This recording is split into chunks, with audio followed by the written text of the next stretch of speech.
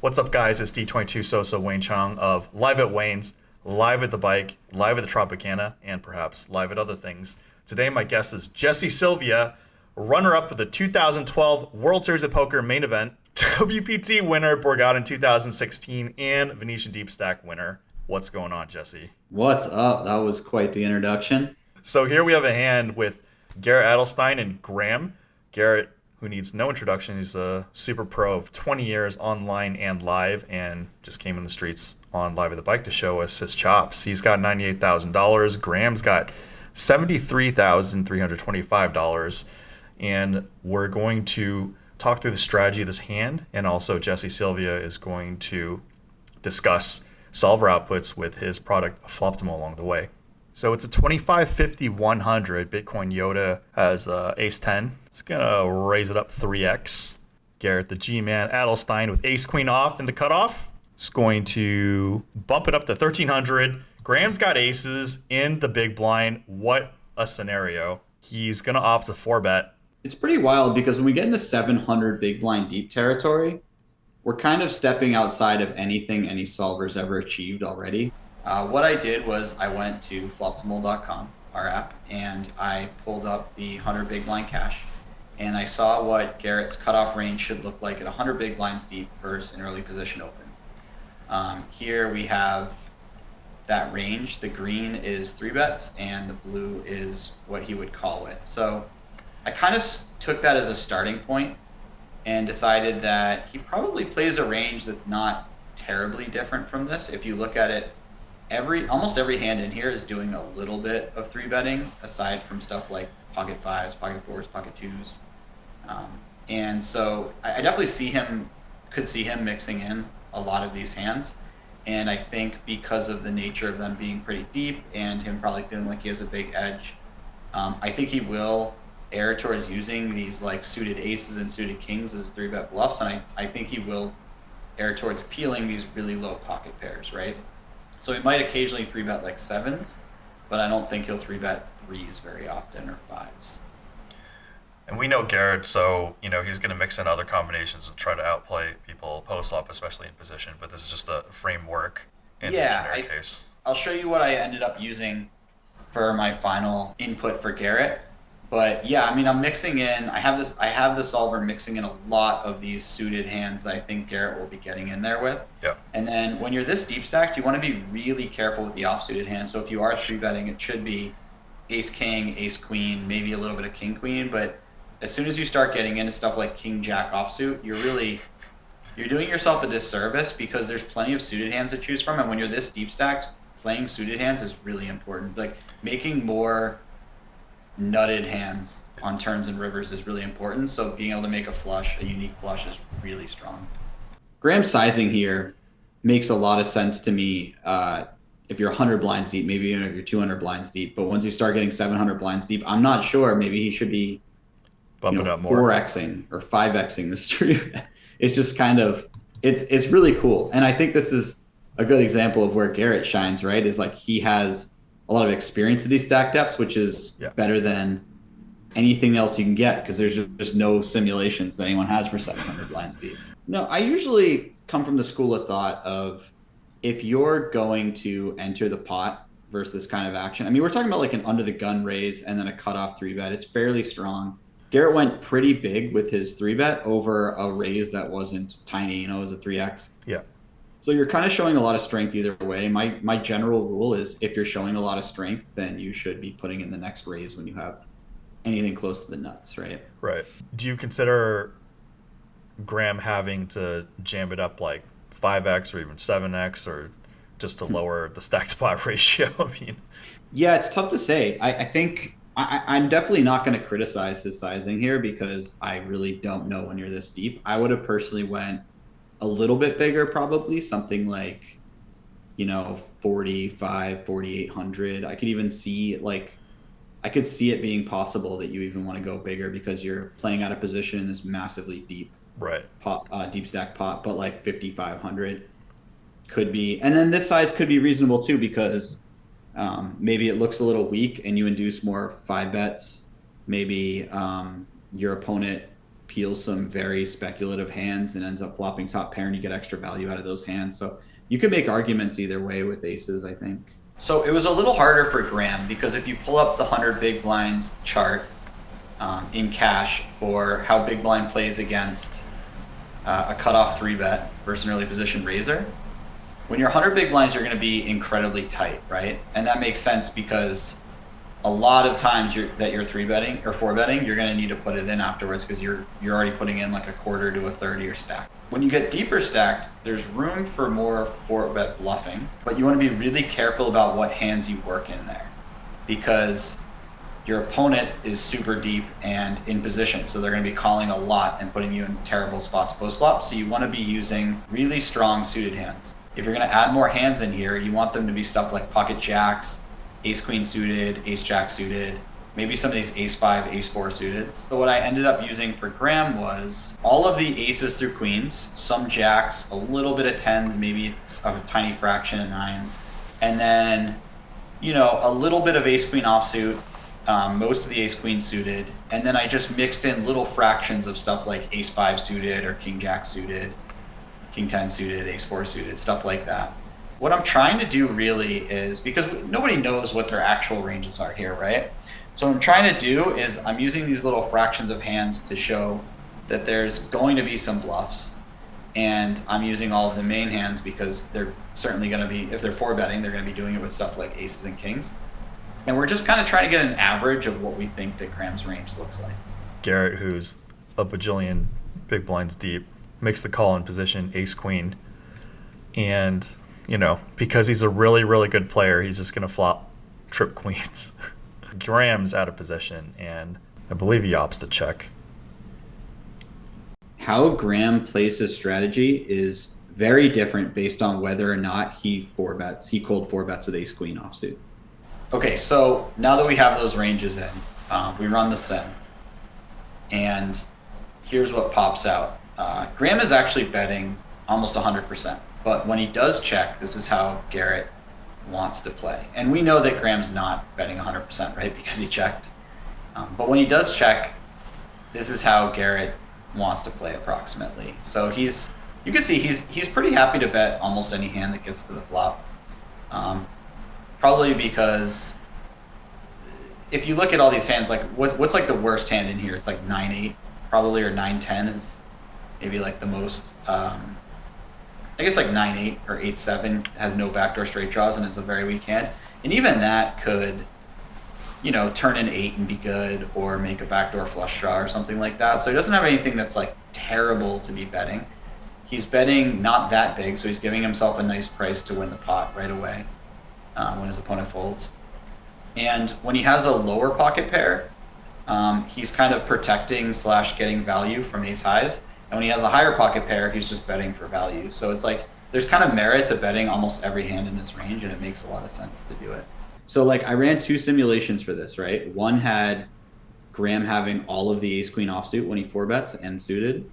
And I'm assuming he always has ace-queen suited, right? But I don't know if he cold 4-bets ace-queen offsuit all the time. Mm-hmm. So in the other sim, I gave him a lot less of the ace-queens. And in the first sim, when he has all the ace-queens, he just c-bets small every time here as his general strategy. And he doesn't really do much checking because you could just kind of block bet really small. Mm-hmm. But in the second sim, when he doesn't have any ace-queen, he just has to respect the fact that his opponent has more queens than him. Yep. And he ends up just doing a lot of checking. Okay, so Graham calls the flop, the turn's a 5, Graham checks, and this is Garrett's strategy. One really important thing to mark here is that I gave the solver 3 possible sizes on the turn, and it only wants to go big. I think that's really important. Basically, what you want to do as a strategy is say, okay, I'm going to bet really big here with some bluffs, and I'm going to bet really big here with a queen. Like there's a little bit of pocket jacks mixed in there, but it's mostly just ace high trying to bluff, and 7-6, which is a gutter. and you're not interested in trying to like block bet any 10s or 9s or anything like that. You're just going for all of it when you have a queen or 2 queens, and you're mixing in as many bluffs as you're allowed to mix in, basically. And you're going to give your opponent fits with that strategy. If you go small with like a bunch of hands that include like pocket tens, but maybe has a queen in it somewhere. It's just not doing you anything good when you actually have a queen in your hand. So you just want to take this really polar strategy on the turn. So Garrett kind of nailed this in game. So it's like it's already cool because like what makes up his 4-bet bluffs is going to matter a lot in how he should proceed in this hand. And it makes sense intuitively, right? Like if you don't have that many queens and Garrett can, you need to be careful. In the school of let's stack this guy, Garrett just bets pot, giving Graham credit for a strong hand, and Graham is going to oblige and call. So here we have Graham's strategy after Garrett bets big on the turn. We can see that we're never folding aces. Aces in particular are important to call because we block all of the ace-queen. So they're a really nice pair to call with. I'm a little surprised we don't just call with all the kings because Garrett has all the king-queen suited. So that's a nice hand to have as well. But I think it's just the solver's essentially saying, when you have a queen, you obviously never fold. And then when you have aces, you never fold. And then all the other pairs are just kind of feeling pretty indifferent. I think the problem with kings is that, yeah, you block king-queen, but you also block some of his bluffs because he's bluffing with ace-king sometimes. So it's queen 3-3, and then Garrett bets 3K and 8. Yeah, I think I like this. I don't think on the paired boards you generally want to be going that big because you can just both have some queens. So you don't want to go so large that it's easy for your opponent to play against and they just end up calling with like stronger pairs and a queen, and that's fine.